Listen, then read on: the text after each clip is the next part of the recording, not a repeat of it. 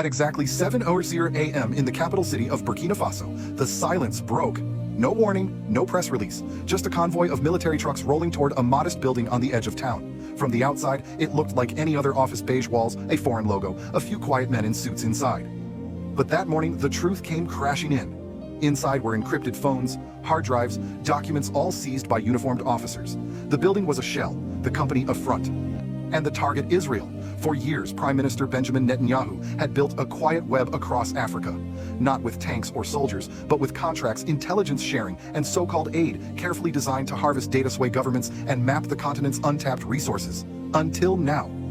Because last Thursday, President Ibrahim Traoré, known across the region simply as Troy, didn't just expose the network, he dismantled it. 7 Israeli-linked firms shut down in one morning. Surveillance equipment hauled away, foreign diplomats declared persona non grata, and no one, not France, not the US, not the EU, dared say a word. Traoré didn't issue threats, he issued action. And then he stood before the cameras and said just one sentence: Africa is not your blind spot anymore. So we ask you, is this the boldest stand against foreign interference Africa has ever seen? And more importantly, is this the beginning of something bigger? Let us know in the comments where you're watching from and what this moment means to you. Share this video if you believe Africa's silence no longer means consent. Subscribe to Heroic Africa if you believe the truth matters more than the headlines. Because this isn't just political analysis, this is history in real time. The moment everything flipped didn't begin with a speech. It began with silence, the kind that only soldiers understand. On the outskirts of Ouagadougou, just as the city was waking up, a convoy of matte green military trucks pulled off the road and quietly surrounded a 3-story office building. There were no sirens, no shouting, just boots hitting pavement and calm, calculated motion. Within minutes, uniformed officers entered through the front doors. The staff inside, mostly foreign workers in suits and ties, barely had time to look up. What they didn't know was that this was Target 1. Inside the building, agents uncovered exactly what Traoré's government had been tracking for months: rows of servers humming with intercepted data, encrypted phones, satellite relay logs, and reports written not in French nor in local languages, but in Hebrew and English. Buried beneath the corporate paperwork was the truth: this company wasn't a telecom provider. It was a shell fully operated and funded by Israeli intelligence, gathering signals and human intelligence from across the Sahel. And this was only the beginning. By 9:00 a.m., 6 more buildings across Burkina Faso had been raided. Some were registered as NGOs, others posed as logistics or humanitarian firms. All had one thing in common: deep ties to Israeli defense contractors or cybersecurity firms. Their servers were seized, their networks shut down, their personnel questioned. Not a single journalist had been tipped off. No international observers had been warned. This was a perfectly coordinated domestic intelligence operation, years in the making, executed in just 2 hours. But the real shock came at noon. President Ibrahim Traoré stood before the nation in a televised broadcast. He wore no military regalia, no podium, just a dark shirt and steady eyes. His message was brief and historic.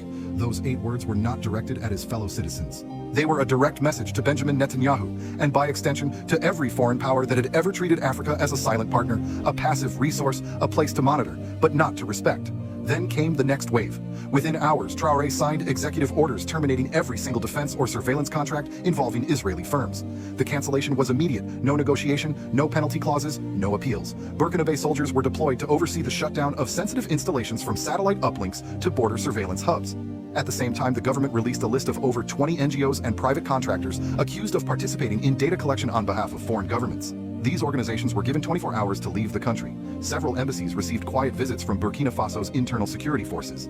Diplomats suspected of acting as intelligence assets were politely and firmly asked to leave. But Traoré wasn't done. By sunset, social media was flooded with images: Israeli offices with their signage removed, boxes of high-end communications equipment being loaded into army trucks, foreign staff escorted under armed guard leaving in silence. There were no chants, no mobs, just a disciplined, state-led operation, surgical in intent, strategic in scale. Outside observers were stunned. But inside Burkina Faso, the reaction was electric. Citizens gathered outside the presidential compound, waving flags, some in tears. Young people held signs that read, "No more shadows.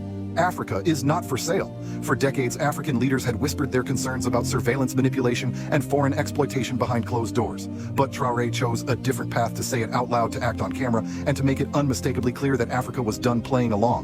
And it worked. Within 24 hours, neighboring nations began to react. Mali immediately announced a freeze on all imports of Israeli military technology. Guinea suspended its joint cyber initiatives with foreign partners. And in Niger, an official commission was formed to investigate foreign-backed infrastructure projects tied to outside surveillance. One domino fell, then 3. Then a wall began to rise, a wall of resistance. Traoré's move wasn't just a crackdown, it was a message. And every intelligence agency in Tel Aviv, Paris, London, and Washington got it loud and clear. For years, Israeli intelligence operated in Africa with surgical precision and minimal resistance. But within 48 hours of Traoré's sweep, that illusion shattered, and the world took notice. Inside Israel's defense establishment, the reaction was immediate and frantic. Netanyahu, blindsided by the scale and speed of Burkina Faso's purge, convened an emergency meeting with his national security advisors. According to leaked Israeli media reports, transcripts from the meeting showed advisors speaking with unusual candor. One advisor said bluntly, "This isn't about Burkina Faso anymore. He's building a wall against us." They were right, because Traoré's action wasn't just punitive, it was doctrinal. On the evening of the second day, Traoré appeared again on national television, this time with his Minister of Defense and Intelligence at his side. What he announced would become known as the Troy Doctrine, a three-pillar framework for continental counterintelligence resistance. Pillar 1, total transparency of foreign investments. No contracts signed in secret. Every foreign deal must be published and reviewed by a national oversight committee, no exceptions. Pillar 2, zero tolerance for undeclared intelligence operations. Any foreign agent caught operating without declared status would be detained, expelled, and their sponsor publicly named. Pillar 3, Pan-African cooperation to track and neutralize foreign interference. Security agencies across the continent would begin to share intelligence in a closed loop, building an African firewall, locking out Western and Israeli data pipelines. This wasn't just a domestic policy, it was a continental battle cry. And its symbolism was clear: Africa will no longer be monitored like a suspect. Africa will monitor itself. The announcement triggered what analysts in Tel Aviv feared most: a cascade effect. Within days, Mali's parliament passed emergency legislation canceling joint surveillance projects with foreign companies. Guinea's military leadership authorized the seizure of foreign telecommunications infrastructure for review. Niger moved to audit all foreign-funded infrastructure contracts signed in the past decade, many of which were linked to companies with Israeli or French ties. But it wasn't just the intelligence world that was shaken. Diplomatic channels scrambled. Israeli envoys in West Africa reported being ignored or rebuffed. French diplomats, often quick to defend Israeli and Western interests in the region, remained visibly silent. And in Washington, the State Department issued only a vague, cautious statement calling for dialogue and de-escalation. No condemnation, no defense, just silence. Why? Because even Western allies knew this wasn't a rogue act, it was a turning point. For too long, African nations had been told to comply, to make quiet deals, to accept surveillance in the name of partnership, to host foreign bases without asking too many questions. But Traoré's move broke that pattern. Not with violence, not with threats, but with unapologetic transparency, and it was deeply popular. In the streets of Ouagadougou, young people gathered by the thousands. What began as murmurs of disbelief became chants of celebration. Banners were painted overnight: "Africa is not for sale, we see you now." No more shadows. They weren't burning flags, they weren't calling for war, they were calling for respect, something generations had been denied. And this, more than anything, is what terrified Netanyahu's camp. Because the doctrine Traoré laid out didn't just target Israel's presence, it exposed the entire architecture of Western leverage in Africa: the NGOs that double as listening posts, the trade deals with hidden strings, the diplomatic ties that conceal long-term surveillance objectives. Traoré had done what few had dared: he named the system and then cut the wires. Behind closed doors, panic turned into strategy. Israeli media reported that a rapid response team was dispatched to re-establish essential listening posts in other partner states. But it was too late. The damage had been done. The illusion of quiet control was gone. And worse for Netanyahu, there was no clear response. He couldn't retaliate militarily. Burkina Faso was not Gaza, and any strike would trigger international backlash and further isolation. He couldn't lean on France. They were retreating. He couldn't trust the US. Washington was in election mode and unwilling to defend covert ops in Africa. He couldn't even send his usual diplomatic fixers. They were being turned away at airport customs across the Sahel. Privately, Israeli intelligence analysts began using a new phrase in internal memos: the Troy shift. A tectonic change in Africa's geopolitical orientation, not led by Moscow or Beijing, but by Africans themselves. And unlike the coups and revolutions of the past, this movement didn't rely on gunfire. It relied on clarity, courage, and control. What Traoré ignited from a command post in Ouagadougou quickly rippled far beyond intelligence files and encrypted servers. It began changing how ordinary people saw their government and themselves. For decades, politics in Burkina Faso Faso, like much of Africa, had felt distant, technocratic, tangled in bureaucracy and foreign conditions. Many citizens saw elections brokered by outside observers, aid tied to foreign metrics, and laws drafted in conference rooms far from home. Leaders rose and fell, but the system never truly felt theirs. But this time was different. When news of the Israeli-linked raids broke, it wasn't through polished press conferences or foreign media headlines. It came from neighbors whispering on street corners, from soldiers refusing bribes, from photos of foreign staff being escorted out, heads down, guards firm but respectful. The people didn't see chaos, they saw control. And for the first time in years, they saw a government acting decisively for them, not on behalf of distant embassies. Crowds formed not out of anger but affirmation. Markets buzzed with a sense of shared vindication. For once, the state wasn't just reacting to crisis. It was choosing its own battles, choosing to defend its information, its resources, its voice. Across the Capitol, murals appeared overnight. One showed Traoré with his fist on a globe, beneath it the words, "We know who watched us. Now, we watch back." In interviews, mothers spoke of feeling proud their children were growing up in a time where Africa is finally speaking. Street vendors, tailors, and teachers described a shift not just in policy, but in posture. One man said, "We used to wonder who ruled us. Now we know who we are standing with." But the psychological shift wasn't limited to the streets. It swept through the corridors of the Burkinabe government itself. Mid-level officials, many long accused of cozying up to foreign NGOs for personal gain, found themselves under review.